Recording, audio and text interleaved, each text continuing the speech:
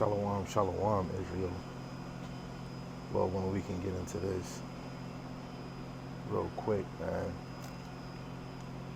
Let me make sure the sound is working. Bear with me. I only got like a good few minutes, and I gotta get back into it. Get back into work.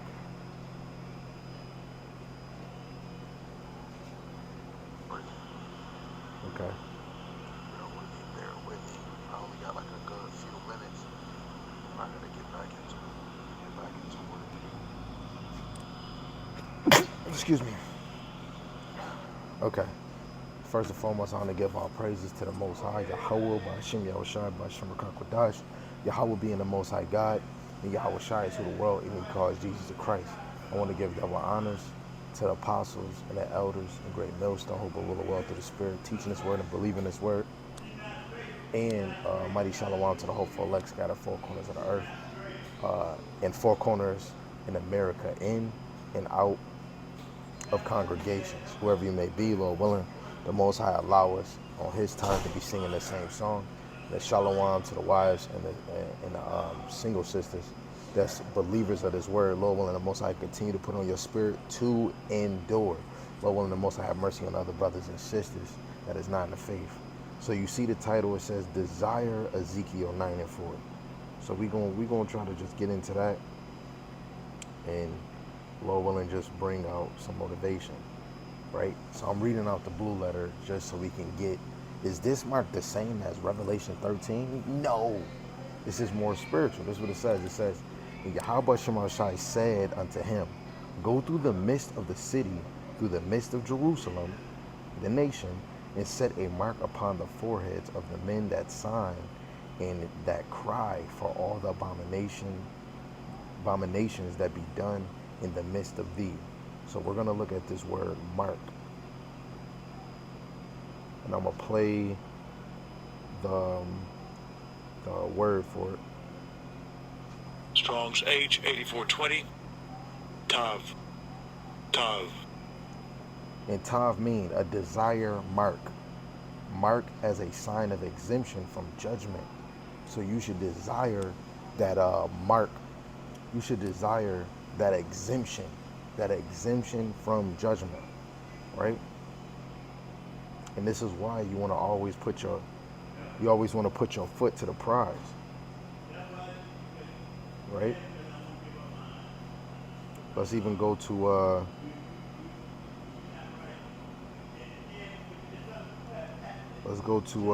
this one right here, dealing with Noah, because Noah at his time he was a savior. And his sons, right, and his sons' wives were the elect in that time.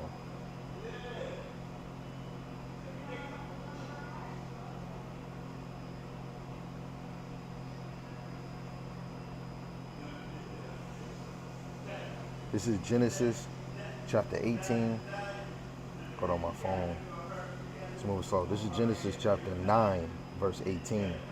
It says, and the sons of Noah that went forth of the ark were Shem, Ham, and Japheth. And Ham is the father of Canaan, right? And let me just keep reading. It says, these are the sons of Noah, and of them was the whole earth overspread, right? It says, and Noah began to be a husbandman, and he planted a vineyard, and he drank wine and was drunken, and he was uncovered. I'm not going to keep going, but through the Spirit, right? Noah was the savior in that time, because when you look later, before, people were partying in the time of Noah.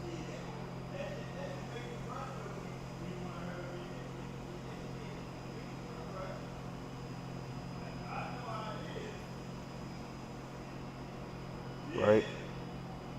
No, I don't want that.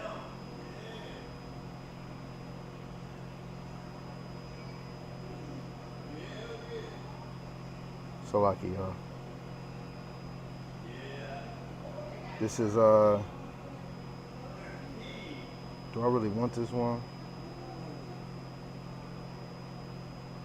Cause you know, in the time of Noah, they laughed. Let's see if this is it right here. This is no, it's not that. See, with my physical Bible, it'll be over. But I'm gonna just paraphrase where it goes into that people mocked and called Noah a fool because Noah was over here saying, yo, it's about the flood, it's about the flood. And this is the same how it is when the men of the Lord is teaching that, guess what? It's about to be a big awakening. The dollar's gonna collapse. It's gonna be the hour of temptation and people are gonna be tempted. And I'm over here sitting, I'm getting emotional. I'm like, can I endure? Can I endure? And you gotta know, every one of the elect, I mean, the 2/3, they're gonna be going through hell. But the elect is gonna go through this too, and some of us might fold under pressure. Right? Let me get that. Revelations, the 3rd chapter. Right now, it's amazing that we could be going through something right now because it's preparing you for a worser to come. It's just gonna be a dirt off your shoulders, man. There's a lot of things as a young age, me getting sexually, physically abused, and I know a lot of us went through certain things, and we overcame those situations. I didn't become a hard drug person. I didn't try to kill myself. I mean, I did try to hurt myself, but the Lord let me overcome those things. Now when you come in the truth, you have other problems that you might go through, and those are just things to test you, right, for what's to come. This is Revelation chapter 3, verse 10. It says, because thou hast kept the word of my patience, I also will keep thee from the hour of temptation, which shall come upon all the world to try them that dwell upon the earth, right? You want to give all praises to Yahweh Shema Shai if he keeps you away from the hour of temptation, that you overcome the hour of temptation and you make it through the skin of your teeth, man, right? Because the day of the Lord, when he actually comes, when that Jacob trouble comes, you know, we're going to be hit. This is why you want to prepare your mind mentally. Don't get attached to things that something might happen and then you get so angry you can't pray to Yahweh Shema Shai. Some things that probably happened to me, I'm starting to feel like, damn, did I even pray to the Lord when this happened? Now I got to make sure I, either on the way home or when I'm home, I'm going to definitely get my prayer back in. You know, for the things that, certain things happen, I'm sitting here thinking, yo, did I pray to the Lord when that happened? When this was taken from me, did I pray?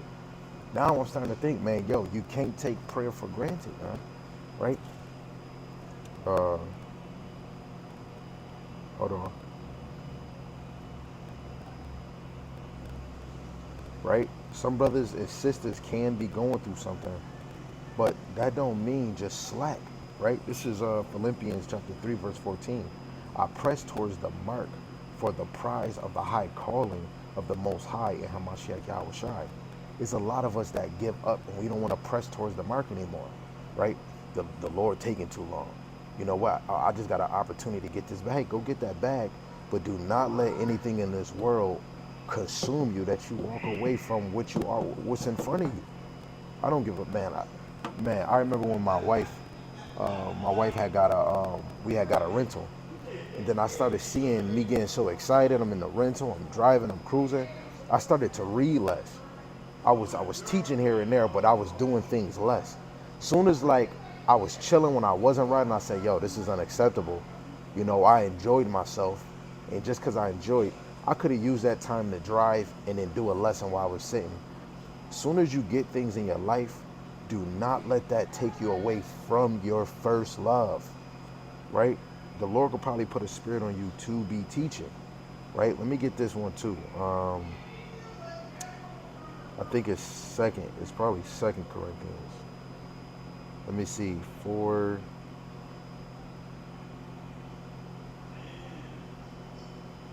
But maybe it's 1 Corinthians 4.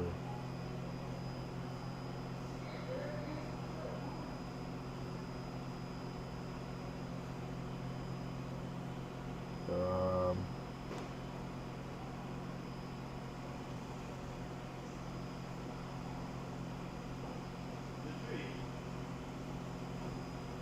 2 Corinthians chapter 4. Salaki. 2 Corinthians chapter 4, verse 3. It says, but if our gospel be hid, it is hid to them that are lost. Right? Every day you wanna feel like you about to get salvation tomorrow.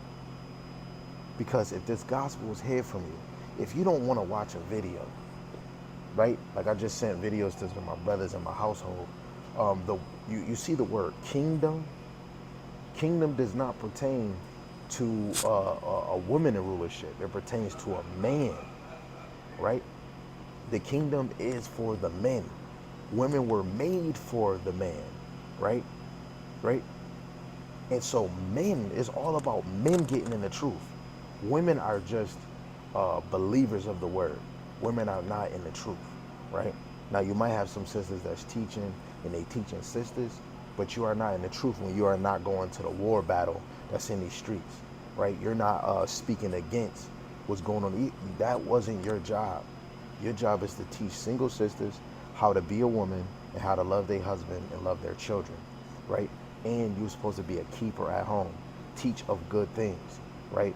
Teaching is for men to break down the understanding, to get breakdowns, right? To give lessons. Y'all should just be worrying about being a woman, right? And we all have to press towards the mark. You as a woman, press towards being a better mother and a better wife, right? Uh, uh, uh, don't make it in a situation where you got to tell your man what to do, right? You should, right now, we should be trying to be like we're in like we're moving to salvation, right? You should be moving on. Hey, head, what do you want? Oh, this is what you want for dinner, or this is what you want. Okay, I'm gonna make that.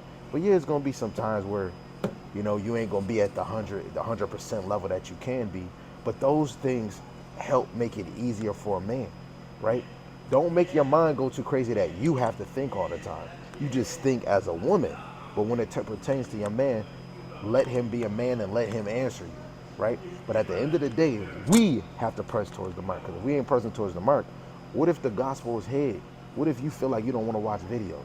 What if it feels like, man, I'm gonna just let him do, but you don't believe in Yahweh Shai. You're not even praying enough. You stop reading to your kids. You stop reading with your sisters. Like your sister, you want to read some chapters, get your spirit in. You never want to see that you're making changes to putting the spirit in your household or put the spirit in your temple, right? I'm not gonna lie. Like I told brothers, I feel like I had to slow down from teaching. I'm teaching so much. Let me read. Then when I'm not teaching too much, I'll be like, damn, I gotta teach. You know what I'm saying?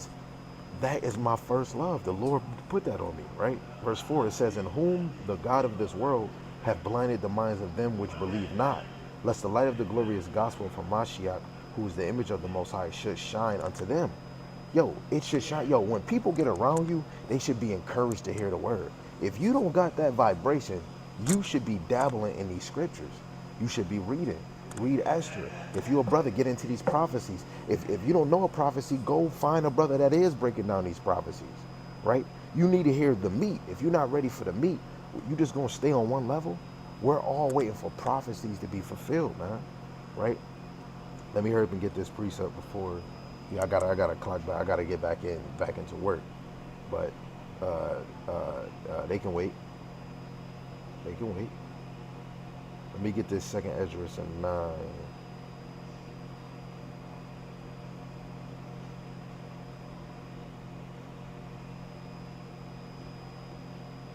Okay, this second Esdras 9, verse 1.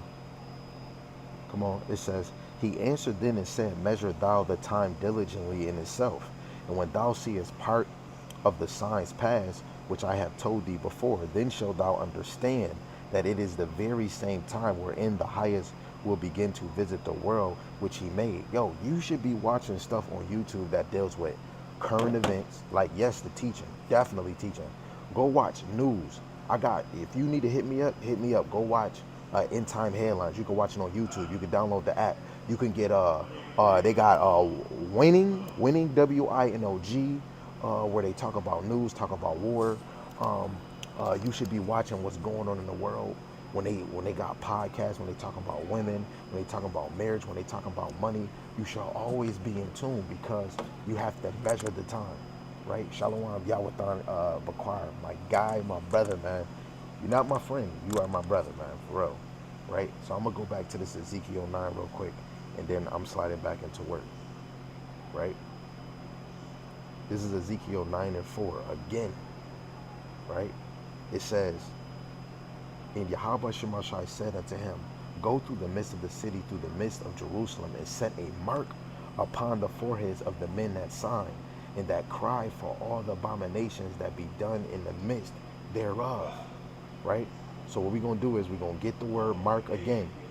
We're going to get it, and this do not go with Revelations, the 13th chapter, verse 16 and 17. That is a physical mark, right? And I'm going to show you. This is mark. I would be careful with those headphones on, though, my brother. Oh, you talking about the with the radiation joint? See, I used to have AirPods.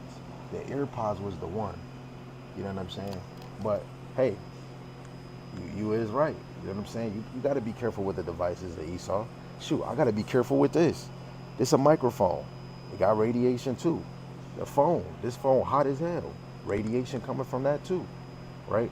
But the mark in Ezekiel 3:9 and 4, it says a sign of exemption from judgment, right? So this is what we should be desiring, the mark from exemption from judgment. Till next time, Lord willing, you are pressing towards the mark. Yahweh speed, Yahweh Shem Shai, Bashem Rakak Wadash. Shalom.